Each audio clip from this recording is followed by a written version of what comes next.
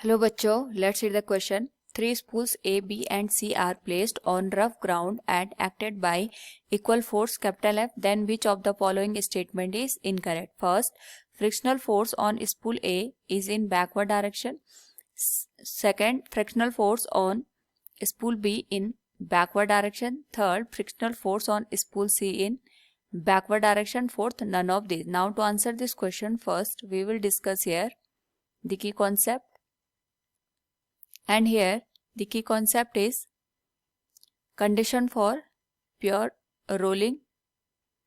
Now यहाँ पे सबसे पहले अगर हम बात करें, जो हमारे पास तीनों स्पूल्स दे रखे हैं वो हम आइडेंटिकल कंसीडर करेंगे फॉर दिस पर्टिकुलर क्वेश्चन. और साथ में हम ये मान के चलते हैं जो इसकी इनर रेडियस है इट इज स्मॉल आर और जो यहाँ पे आउटर रेडियस है इट इज कैपिटल आर. तो यहाँ पे हमारे पास आता है the point of percussion. Point of percussion का मतलब होता है हमारे पास ऐसा पॉइंट जिसके अबव अगर हम यहाँ पे कोई भी एक्सटर्नल फोर्स अप्लाई करते हैं तो जो हमारे पास यहाँ पे फ्रिक्शनल फोर्स की डायरेक्शन होती है it is same as the applied force.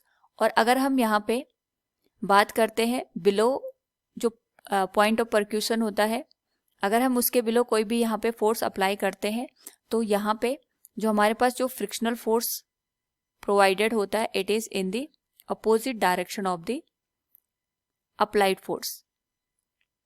तो अगर हम इसको यहाँ पे और अच्छे से अंडरस्टैंड करें तो सपोज हमारे पास ये कोई ऑब्जेक्ट है, इसका जो मास है ये कैपिटल एम है और इसकी जो रेडियस है ये हम यहाँ पे कैपिटल आर के बराबर कंसिडर करते हैं.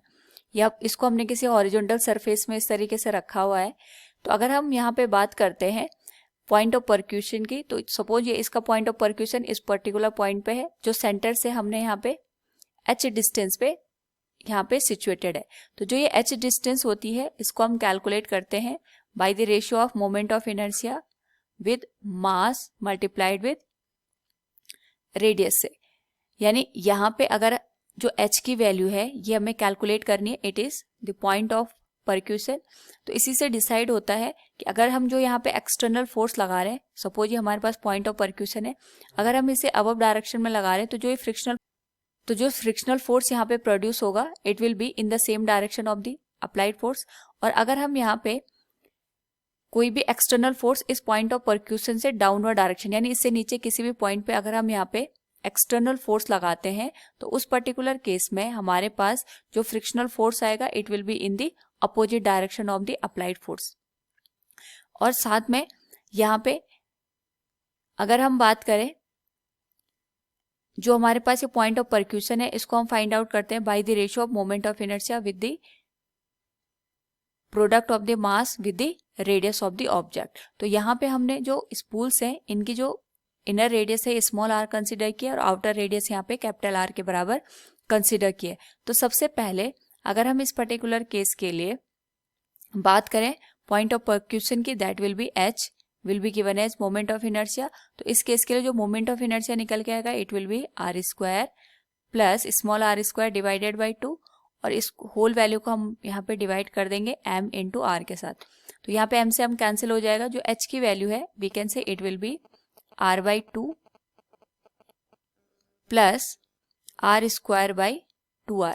तो इस हाइट पे जाके हमारे पास जो पॉइंट ऑफ परक्यूशन है वो हमें ऑब्टेन्ड होगा. यानी अगर हम बात करें लगभग जो हमारे पास यहाँ पे सेंटर दे रखा है, सेंटर से जो आउटर रेडियस है उसकी जस्ट हाफ रेडियस और उसमें हमारे पास जो ये वैल्यू है ये थोड़ा सा यहाँ पे ऐड हो जाएगी. यानी जो पॉइंट ऑफ परक्यूशन हमारे पास लाई करेगा it will be between the capital R and small R. यहाँ कहीं पे ये पॉइंट हमारे पास लाई करेगा.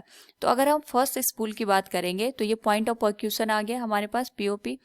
तो इसके बिलो हमने यहाँ पे फर्स्ट केस में फोर्स अप्लाई किया है. तो इस केस में जो फोर्स की डायरेक्शन है it will be in the forward direction.